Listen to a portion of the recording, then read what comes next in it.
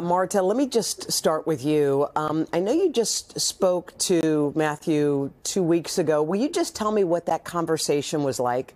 It was great. He was happy and chipper. He didn't seem weighed down by anything. He was in a really good place, which is why this seems so unfair.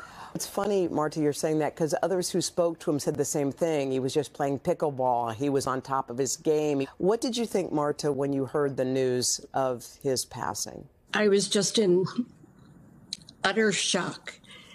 My first impulse was to text him, honestly.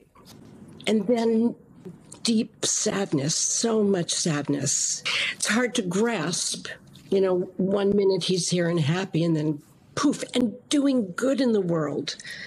Really doing good in the world.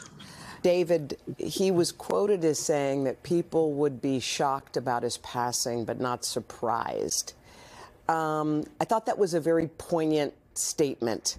How did that statement land with you, and how did you feel when you heard the news? I would say that's probably true. Given the journey he'd been on, and we were all aware of it, there was always a part that was kind of bracing for something like this. It is still hard to believe because he was such a sort of alive person that it's hard to believe he's not here. Well, I think the collective pain, that was something that I wonder what he would think about in this moment. Yeah. It was like losing a friend, David, for people who didn't even know him. Do you think he had any idea the impact that he had on everyday people? I mean, given the response to the show and the last 30 years, I'm sure he did.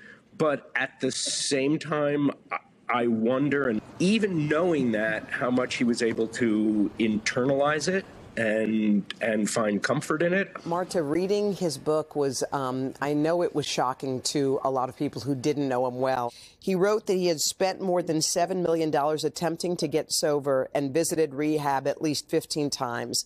He wrote about surgeries he underwent for his addiction. He was open and honest about this journey.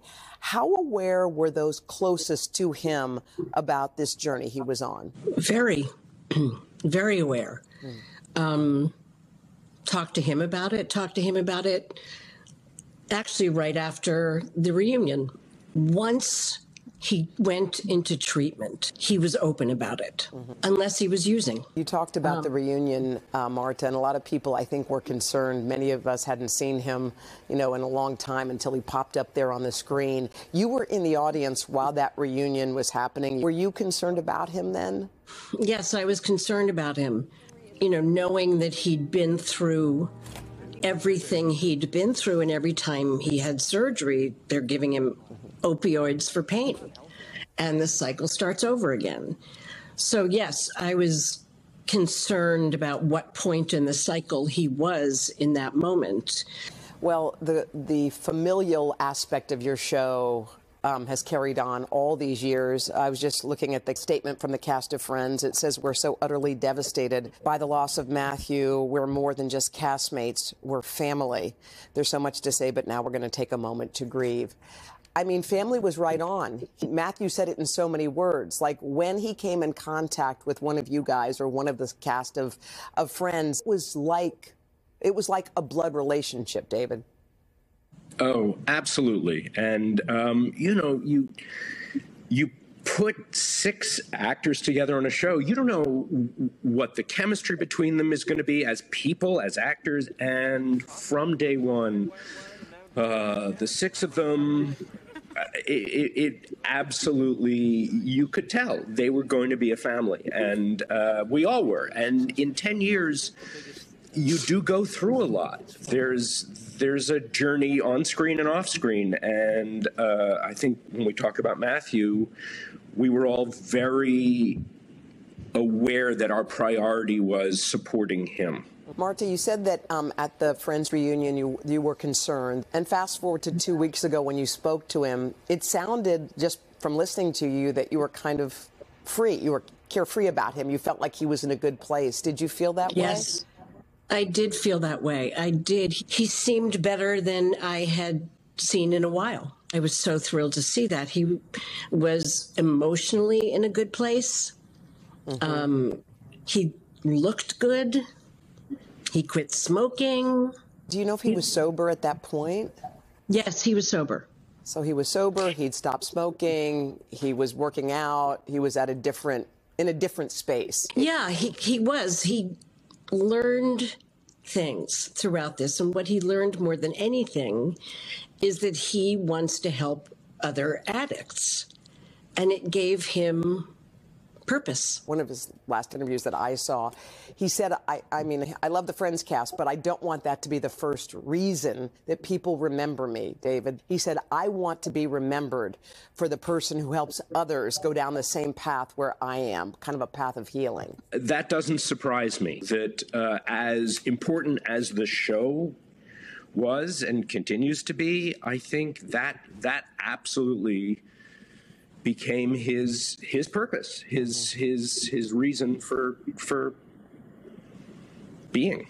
Yeah. Marta, just lastly, what did you lose the day Matthew Perry died? I lost a friend in multiple ways. And what's amazing is the outpouring from the fans who lost a friend of theirs too. And I hope wherever he is, he feels it. Yeah, that was it was a poignant moment for them. And I think, again, just back to Marta, when she had that conversation, he had quit smoking, he was working out, like all the good things. I think that's why they were so shocked at what happened. They thought he was kind of on his healing. Yeah, and so hopeful that at long last he'd have some peace and joy. Finally, There are so many people. In fact, I talked to a friend of mine last night who has struggled mightily with addiction for most of his life. And he said one thing he always appreciated about Matthew Perry is he was so open and so vocal about the journey. And it's a journey. That's for sure. And I want to say thanks again to Marta and David for sharing those memories with us. I appreciate it. Yeah, it's beautiful. Hey, thanks for watching. Don't miss the Today Show every weekday at 11 a.m. Eastern, 8 Pacific on our streaming channel, Today All Day. To watch, head to today.com/allday or click the link right here.